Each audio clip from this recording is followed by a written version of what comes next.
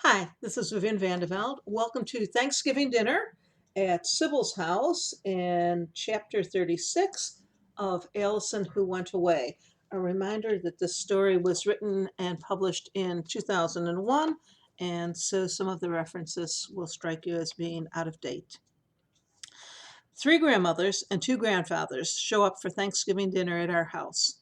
Grandma Castleman, who's my father's mother, Grandma and Grandpa Hondorf, who are Wally's parents, and Grandma and Grandpa Walsh, my mother's parents. I enjoy every single one of them separately any other day of the year. None of them gets along very well with the others. Also, there is my mother's sister Kate and her husband Nate. They have brought along, uninvited as they always do, their dog, a 14-year-old, and that's people years, not dog years, basset hound, whose name, entirely by coincidence, is Wally. Nobody gets along at all with Kate, Nate, or Wally. All the men want to watch football, but all the men have different favorite teams.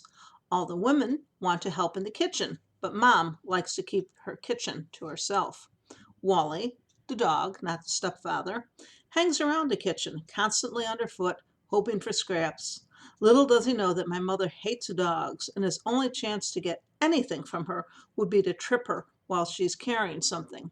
Or maybe he does know this, for he has the uncanny ability to choose the most inconvenient place to lie down.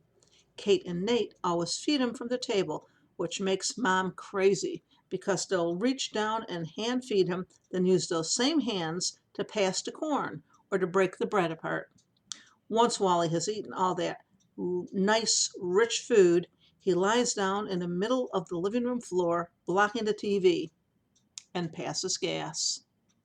Brian, clever boy that he is, says he won't come out of his room until the football's over because he can't stand to see Grandpa Hondorf, Grandpa Walsh, and Uncle Nate get so excited. I tell Mom I'm going to have an anxiety attack and better stay in my room, but she doesn't buy it.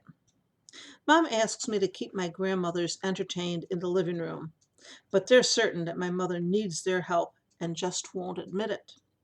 Grandma Castleman slips away from me while I'm busy handing out copies of my school picture to the other relatives. She already has hers, and she wants to make sure Mom has all the lumps out of the mashed potatoes this year. Once Grandma Castleman's made her break, the other two grandmothers know that there's no holding them back. One year, in a moment of weakness, Mom relented and allowed Grandma Walsh to make the gravy. Now Grandma Walsh is the resident expert on gravy, and she enters the kitchen and starts getting out the supplies she'll need. Grandma Hondorf has made snide remarks for the last couple years about Mom using stovetop stuffing. So this year, Mom has gone all out and made chestnut stuffing. Now, however, because it's stuffed, the turkey is taking too long to cook.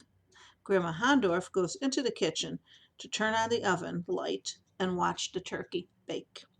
Grandma Walsh, of course, can't make the gravy until the turkey is done, but rather than go back to the living room, she stays in the kitchen and helps Grandma Hondorf watch the turkey.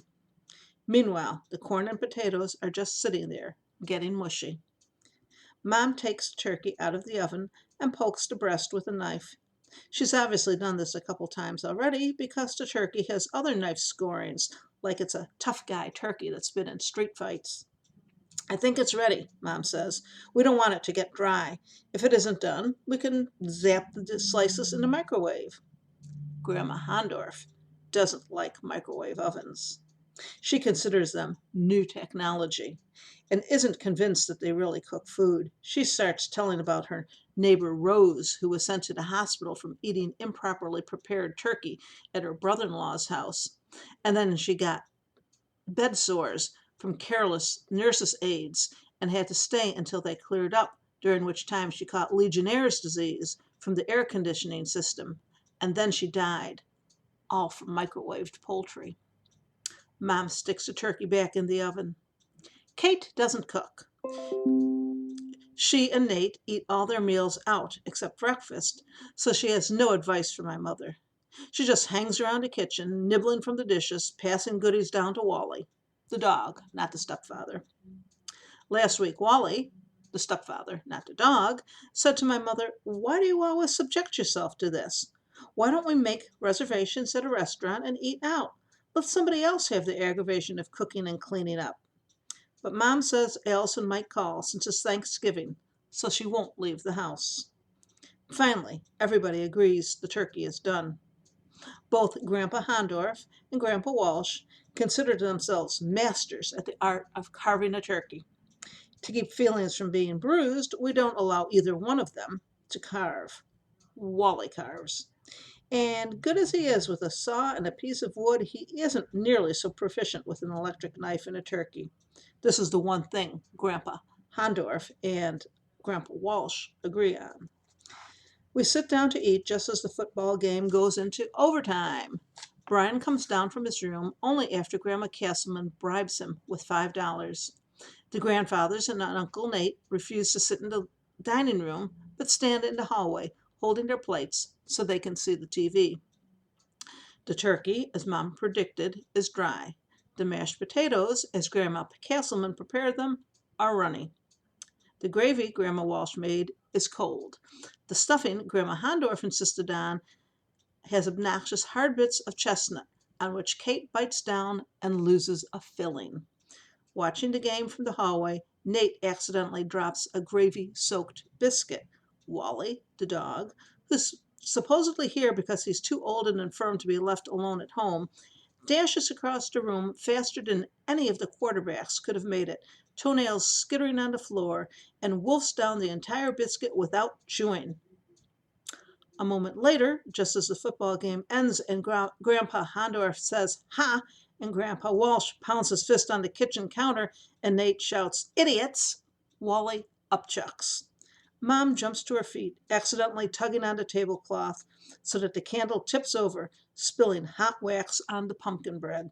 Wally, the stepfather, tries to pick up the candle, but it's still hot and he drops it again, so that this time it lands with a splatter on the white tablecloth. The grandmothers start arguing about the best way to get wax out of fabric. Kate's still carrying on about her filling. Brian starts to cry and wets his chair. It's hard to say which comes first. And I just sit there wishing I was part of Waukesha's family, even with her little brother and sister. And Alison never does call. Stay safe and be kind.